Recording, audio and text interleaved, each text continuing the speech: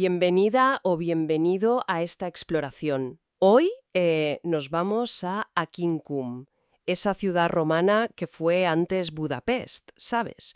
Un punto súper importante en la frontera del Danubio. Exacto, Las fuentes que tenemos nos dejan ver cómo evolucionó, y es una mirada, creo, perfecta para quien ya controla un poco de historia de Roma. eso es. Y no se trata solo de contar la historia ya. La idea es analizar cómo Aquincum, cómo cambia.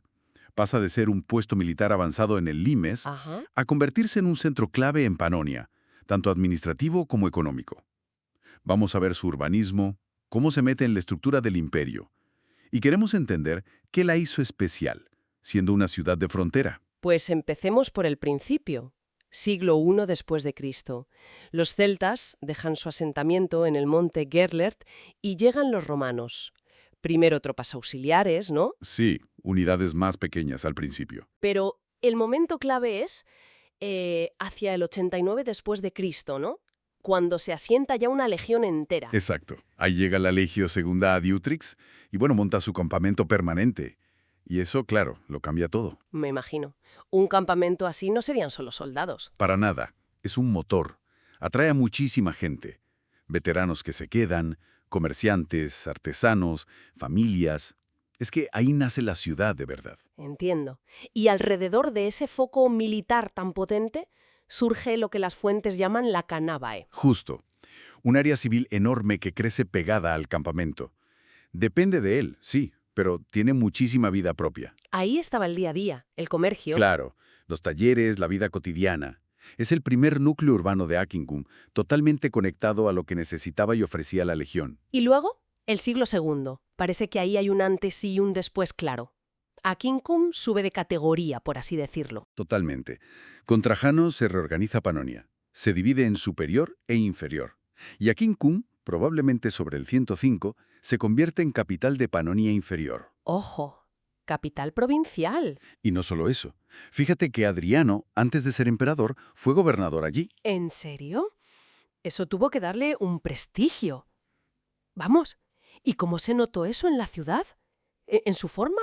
Pues imagínate, impulsó un desarrollo urbano mucho más ambicioso, más planificado. Se consolida una estructura doble. Por un lado, la Canabae militar, que sigue ahí, enorme. La zona pegada al campamento. Eso es. Y por otro, al norte, aparece una ciudad civil, ya separada, más ordenada y muy importante, con independencia jurídica del ejército. Ah, vale. Y es a esta ciudad civil a la que Adriano le da el título de municipium, hacia el 124. Espera, ¿qué significaba eso en la práctica, ser municipium? Pues mira, significaba un grado importante de autogobierno local y ciertos derechos de ciudadanía romana, sobre todo para la gente importante, las élites. Fue un paso clave. Ya veo. Y más tarde aún, en el 194, Septimio Severo la sube a Colonia, que eso ya era el máximo estatus legal para una ciudad provincial. La ponía casi al nivel de las de Italia. Demuestra que Aquincum era ya muy importante en el imperio. Claro. Y si era capital, necesitaba un centro de poder. Las fuentes hablan de un palacio del gobernador bastante impresionante. Sí, estaba en una isla del Danubio, la que hoy llaman Jajoyari, un sitio estratégico. Y era un complejo, lujoso. Oficinas, la residencia del gobernador, termas privadas, salones con mosaicos espectaculares. El centro neurálgico, vamos. Exacto, el corazón del poder en la provincia. Y lo sabemos bien porque se han encontrado montones de altares dedicados por los gobernadores que pasaron por allí, entre el 120 y el 283. Más de siglo y medio funcionando a tope. Con todo este desarrollo, ¿qué tamaño llegó a tener Aquincum en su mejor momento? Las cifras bailan un poco, pero se suele hablar de entre 40.000 y 60.000 habitantes en el siglo III, que para una ciudad en la frontera es muchísimo. Desde luego. Refleja que no era solo militar, era un centro económico y social muy vivo. Tenía infraestructuras muy potentes, acueductos, alcantarillado, termas públicas enormes, anfiteatros. Una ciudad romana en toda regla. Y muy cosmopolita, un nudo comercial vital. Estaba conectada por calzadas, claro, y tenía un puente de piedra sobre el Danubio. Eso facilitaba un montón el comercio tanto de cosas locales como cerámica, como de productos que venían de fuera, de la Galia, por ejemplo. Pero bueno, como suele pasar, ese esplendor no fue eterno.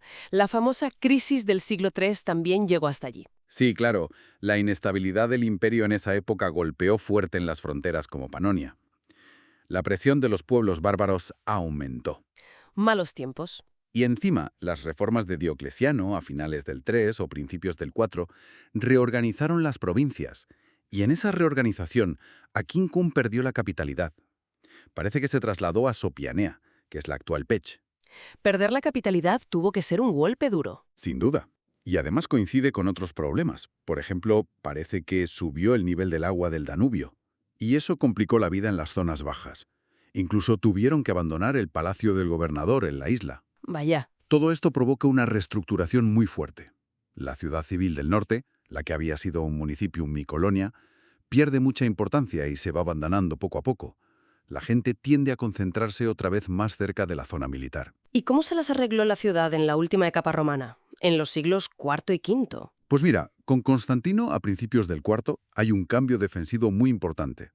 Construyen una fortaleza nueva, más pequeña pero más fuerte, justo al este del viejo campamento legionario. Una fortaleza nueva. Sí, a veces se le llama Contraquinquino o Castrum, y ese se convierte en el nuevo centro de la vida, militar y civil. El campamento antiguo, el de la Legión, no se abandona del todo, pero cambia de uso. Pasa a ser, por ejemplo, la residencia del jefe militar de la zona, el Dux Valeriae Ripensis. O sea que la ciudad se encoge y se amuralla más, ¿no? ¿Y qué pasó con las zonas que quedaron fuera, las antiguas áreas civiles? Pues se van reutilizando, sobre todo como cementerios. De hecho, es en esas necrópolis tardías donde encontramos las primeras pruebas claras de comunidades cristianas, pequeñas iglesias, cosas así. ¿Curioso? E incluso edificios antiguos se adaptan. El anfiteatro militar, por ejemplo, en el siglo V lo fortifican. Lo convierten en una especie de pequeño castillo defensivo. Vemos entonces una historia completa, de puesto militar a capital provincial que florece, y luego una contracción, una transformación en un núcleo fortificado para tiempos más difíciles. Exacto. Es que es fascinante ver cómo se adapta. Aquincum no desaparece sin más cuando llegan los problemas. Se transforma, se reconfigura. Resiste. Y esa persistencia, incluso cuando Roma ya se ha retirado oficialmente en el siglo V, mantuvo algo de carácter urbano en plena época de las migraciones.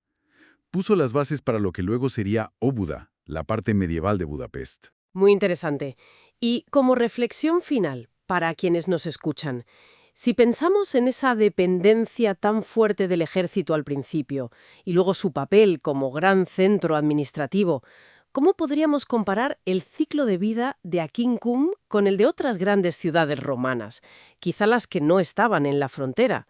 ¿Qué nos dice su historia sobre la capacidad de aguante y transformación de las ciudades en los límites del imperio?